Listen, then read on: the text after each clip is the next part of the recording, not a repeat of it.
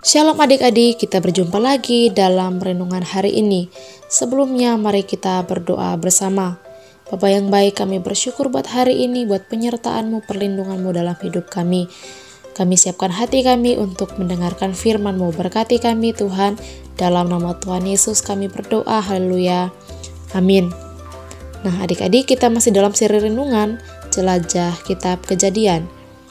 Judul renungan kita hari ini adalah Cara Tuhan. Renungan hari ini diambil dari Yesaya pasal 55 ayat 8. Sebab rancanganku bukanlah rancanganmu, dan jalanmu bukanlah jalanku.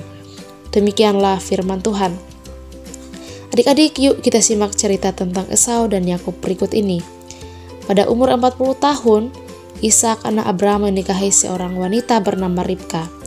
Mereka tidak memiliki anak selama 20 tahun. Saat Ishak berumur 60 tahun, Ribka pun hamil. Mereka sangat bersuka cita.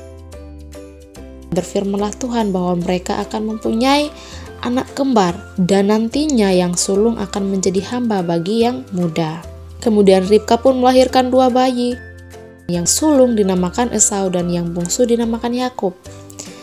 Mereka sangat berbeda. Esau berkulit merah, berbulu, dan suka berburu.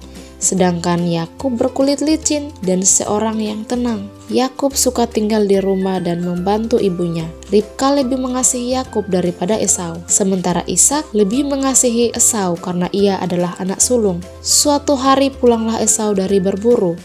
Dia sangat lelah dan lapar. Yakub sedang memasak dan baunya sangat menggoda. "Yakub, aku lapar. Berikan aku sedikit dari masakanmu itu," kata Esau. "Berikan dahulu hak kesulunganmu, Kak," jawab Yakub. "Baiklah, apa gunanya juga hak kesulungan jika aku lapar," jawab Esau. Maka Esau pun menukar hak kesulungannya dengan masakan Yakub. Beberapa tahun kemudian, Ishak sudah sangat tua. Ishak sudah kabur matanya dan ia merasa umurnya sudah tidak lama lagi. Walaupun ia sudah mendengar firman Tuhan bahwa Allah akan membuat Yakub menjadi tuan atas Esau, namun Ishak ingin memberkati Esau. Maka dipanggilnya Esau dan Ishak menyuruh Esau berburu dan memasakkannya makanan kesukaannya sebelum ia memberkati Esau. Saat Esau pergi berburu, Ribka yang mendengar perintah Ishak kepada Esau pun menyuruh Yakub untuk berpura-pura menjadi Esau. Ribka membuat masakan kesukaan Ishak untuk dibawa Yakub kepada Ishak agar Yakub yang diberkati. Ia membalut tubuhnya dengan bulu domba dan membawa masakan kesukaan ayahnya. Ishak pun terperdaya dan ia memberkati Yakub.